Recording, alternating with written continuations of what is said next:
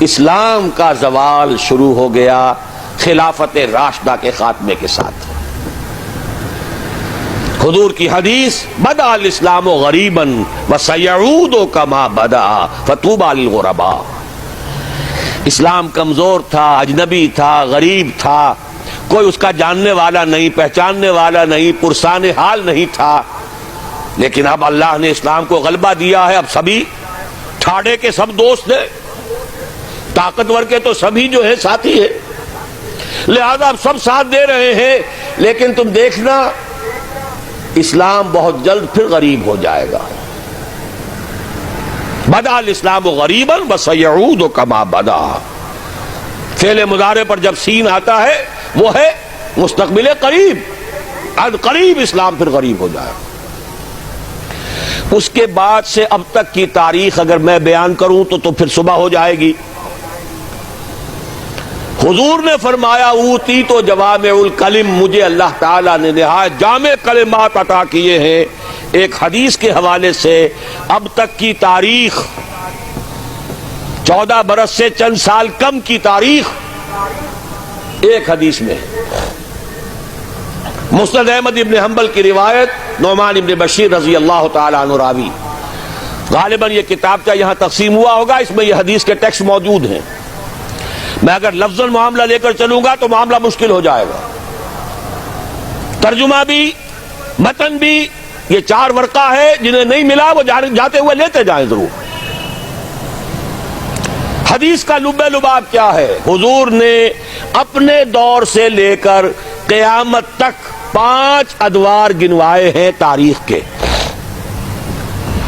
پہلا دور دور نبوت، دور سعادت۔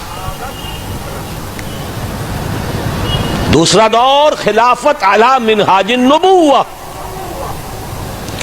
نبوت کے نقش قدم پر، نبوت کے طریق پر خلافت۔ کیا مطلب؟ خلافت راشدہ میں وہ نظام جو کا تو قائم رہا جو محمد عربی صلی اللہ علیہ وسلم نے قائم فرمایا تھا۔ تیسرے دور کو کہا آپ نے ظالم ملوکیت، بادشاہت۔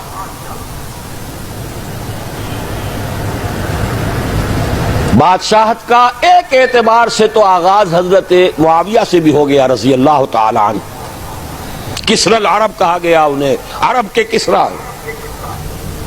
لیکن معاذ اللہ یہ ظالم کے لفظ کا اطلاق ان پر نہیں ہوگا۔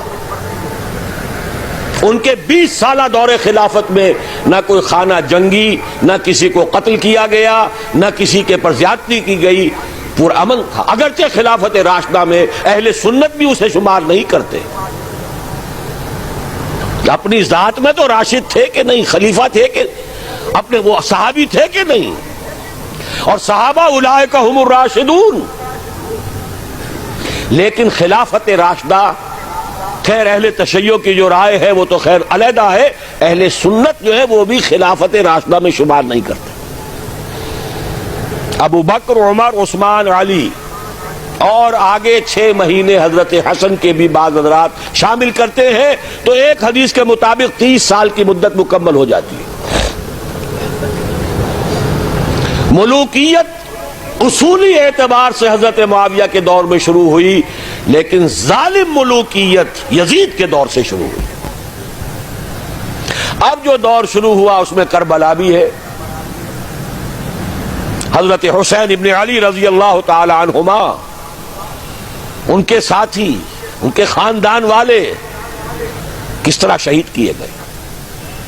اور صرف وہی نہیں ہوئے، عبداللہ ابن زبیر رضی اللہ تعالی عنہما وہ بھی شہید کیے گئے۔ حرم مکہ رنگین ہوا خون سے، ان کی لاش ٹنگی رہی بہت دنوں تک۔ مدینہ بھی نہیں بچا، واقع حرہ میں مدینہ کی حرمت جو ہے اس کو بٹا لگایا گیا۔ یہ دور ملوکیت کے سیاہ کارنامے، حجاج کے ہاتھوں سینکڑوں تابعی شہید ہوئے۔ مسلمانوں کا دور تو ابھی عروج کی طرف جا رہا ہے، اسلام کا دور غربت شروع ہو چکا ہے۔ اسلام اور مسلمانوں کو علیحدہ علیحدہ شے سمجھیے، ساتھ نہیں۔ پہلے 30 برس بھی ساتھ تھے، بلکہ حضور کے 23 برس بھی شامل کر لیجئے، پہلی نصف صدی جو ہے وہ ساتھ ساتھ ہے، دین کا بھی عروج ہو رہا ہے، ساتھ ہی امت مسلمہ کا عروج بھی ہے۔ اس کے بعد امت مسلمہ تو چڑھتی جا رہی ہے اور دین گرنا شروع ہو گیا۔ ویسے یہ بات ذہن میں رکھیے کہ وہ 2-4 دنوں میں نہیں گرا۔ کھنڈر بتا رہے ہیں عمارت عظیم تھی، یہ 6 منزلہ عمارت، شاہ اسماعیل شہید نے اس اصطلاح کو استعمال کیا ہے۔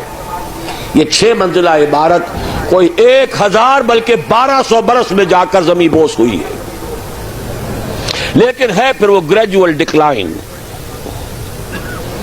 تو تیسرا دور حضور نے فرمایا ظالم ملوکیت،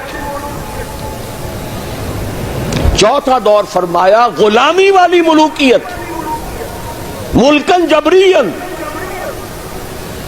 پہلے تو 1000 برس تک بادشاہ مسلمان تو تھے، چاہے ان میں بدماش بھی تھے، عیاش بھی تھے، ظالم بھی تھے، اچھے بھی تھے، نیک بھی تھے،